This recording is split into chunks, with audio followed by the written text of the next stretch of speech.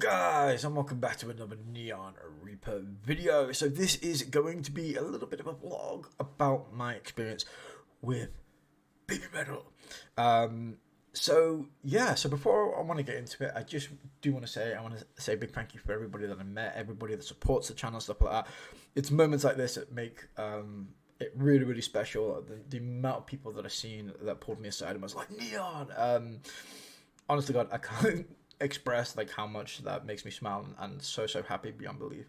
So thank you for that. How I'm going to break this video down is I'm going to do it more like a vlog, show you my experiences, give you my breakdowns, my thoughts and stuff like that as well, at sort of like in the middle and also near the end of the video, if you're into that, as well as some sprinkled in footage from what I could from the Babymetal gig and stuff like that as well. So yeah, I hope you guys enjoy. I've been rushing back from London to get this done, to drop this for you. But yeah, enjoy. Don't forget to like and subscribe. Let's see if we can smash over 1,000 likes for this video and beat the last one. That would be freaking awesome. With that being said, guys, I hope you enjoy. Have an awesome day and see you next time. Hello guys, and welcome back to another video. I just touched down in London. We're at Trick's place. Mr. Trick is there on the phone. Mr. Chris as well. And we're chilling out with them. We're trying to get our scram in. We've got some vodka, some whiskey, and we're going to head down to the gig and meet some people probably at the front in a bit, and then possibly go to the pub as well. More alcohol is always the best. But yeah, it's been a pretty cool journey. I've been traveling since early hours, but finally here, finally relaxed. It's nice to have a chill 2 seconds, and then we'll be back when we venture forth into town and make London our bitch tonight. With that being said, see you guys. Food time. Would you like sweet sour chicken, beer, and good company. Hey guys, we're back and we got some beers. And we're just in the pub at the side of the gig at the minute. So there's a few people in here waiting. The queue is starting to get a little bit longer, but it is wet, rainy, typical English British weather. So we're waiting it out with a few beers. We can see the queue from outside the window, and then yeah, we're gonna get inside and watch the magic begin. Right, we grossly underestimated the line. Like I can't even get a good view of that. It's that bad. But yeah, we had a few beers. We were inside. It is cold, wet, rainy, and yeah, the queue is massive. But my phone's about to die, so I'll get a few shots of the concert for the video, and then maybe some interviews after, and then we'll see how it goes. So until then, see you guys in a bit. So we're indeed a little bit further back than I wanted, but it is what it is. Oh, we got a decent central view, I think. So we'll see how it goes. So woo, looking forward to it.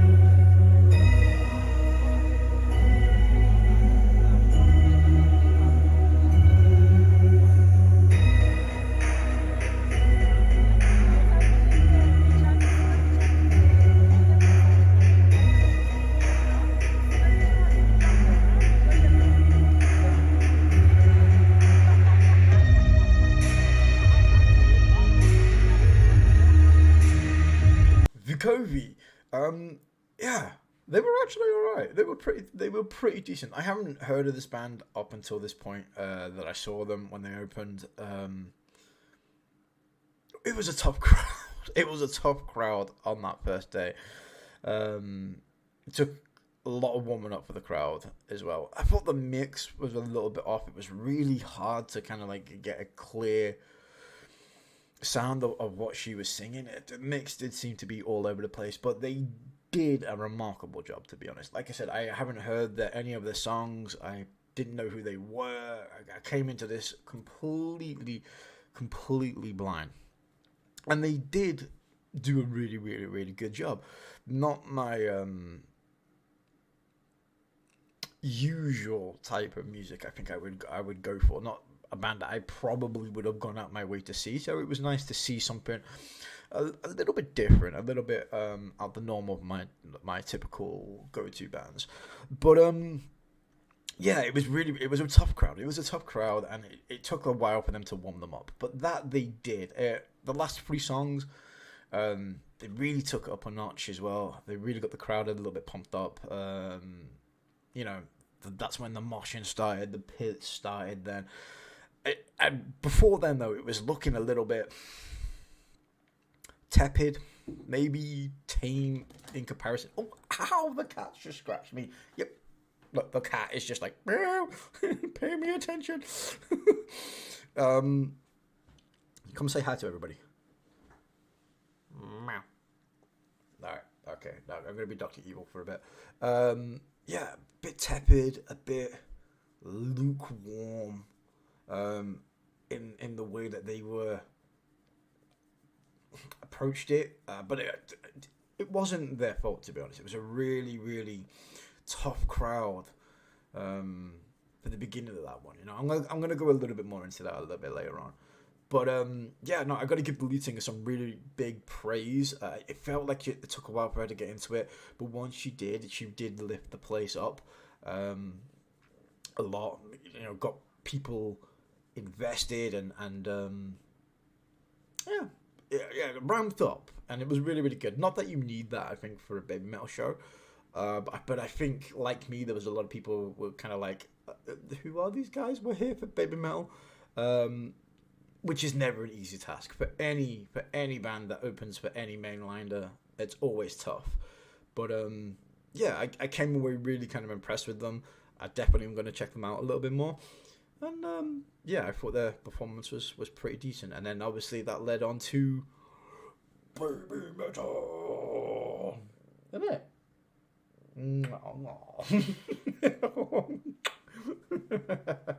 She's missed me.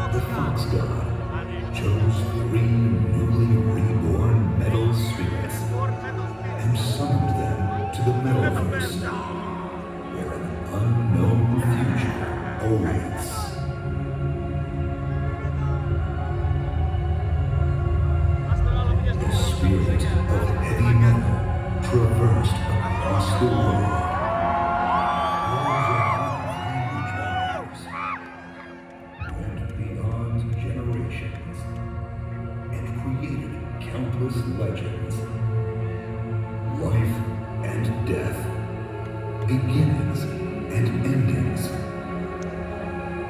In this infinite loop, the spirit goes on living. But for Babymetal, transcending oneself is the only path left. Are you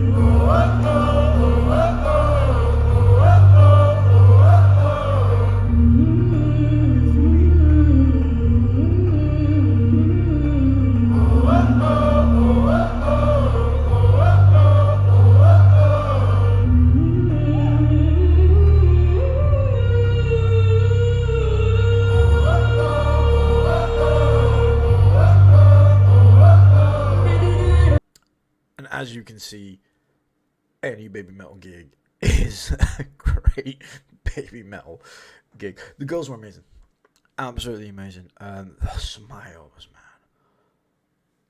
man. The smiles. I like. You see it enough in enough videos, but like when it's live and happening in front of you, with the interaction that when they go back and forwards with the crowd, it's amazing. It's amazing. I still maintain that the mix was a little bit off with this one for both acts. I thought, this is my third time now seeing Babymetal in different venues, and probably the worst sounding one of the three so far. But that aside, it was still great. It's still great. Even if it was like terrible, it'd still be great. And the girls are amazing. They seem to like really be having fun with this. That's the one thing I took away with it. I mean, the last 2 times I've seen them, they were more, I want to say, more scripted, maybe a bit more to schedule. This one, it seemed like they had a bit more free reign to do what they wanted, and I think that rubs off on it as well. I feel like Momo was trying to be semi-professional, but with the smiles. But I think Momo is really unappreciated choice, actually, looking into it, because she just wants to smile all the time and be giddy. And I really feel like that pushes Moa, and even to an extent Sue recently. I feel there's been getting this more fresh lease of life when she's on the stage to smile and giggle, and it just looks like they're having fun. And when they look like they're having fun, I feel like the crowd and we as fans also appreciate that, and we also have fun as well. But yeah, the girls are just so charismatic, and the performance as always is so good. I cannot wait for the new album. Because I want to see Momo do more. I want to see what the girls have in store, to see Moa and Momo interact, kind of in the same vein as like they did with Moa and Yui. I feel like that's something the whole set is lacking, like some form of them are kind of like interacting a little bit more in that kind of way, to kind of like bounce off each other. But the interaction with the crowd is really nice, and they do their usual, the dancing, and then interacting with the crowd, sort of big thumbs up, the big smiles, is really good. And it is, essentially Babymetal. That is what you're getting, and it's something that never really disappoints. For me, the experience was 50-50 with this gig. As the time of recording this, because I know that day 2 is going on, I was there for day 1. I tried to get tickets for day 2. Unfortunately, I was a little bit too late. I booked day 1, and I tried to book day 2, and they sold out. So I was unfortunately not able to do both days. Gutted about that. But from what I can tell, that the performance and the crowd's a little bit more ramped up as well. Like I said, that was part of the experience that really kind of like weirded me out a little bit. This was probably my least favorite gig in terms of crowd. It was a weird one. Today, you got your mega fans and all the people that we know in the community at the front and around the sides and stuff. But there was a lot of, I'll say neutrals, but there was just a lot of dickheads at this gig, and it kind of really sullied the atmosphere. It was just a weird one. We got in really late. The waiting times were massively long. The queue was always going to be big, so that's no surprise. But how cold it was, they kept us waiting for ages. And then when we got in, there was a big delay. There was a big delay between the opening act and the girls came out. And even when we got in there was people fainting. Like literally, we were in the venue for like 2 seconds. I saw 2 people drop by me, and there was other people that were near the front. More people were dropping by them. People were dropping like flies, and I think that was just a case of the weather, where everybody's trying to, be warm and try and warm themselves up because they've been standing in the rain and stuff like that. And I know that can't be helped. I just feel like the venue could have handled it better. And then we all came in, and we were all huddled up and waiting for way too long, and it heated up, and yeah, people were just dropping like flies.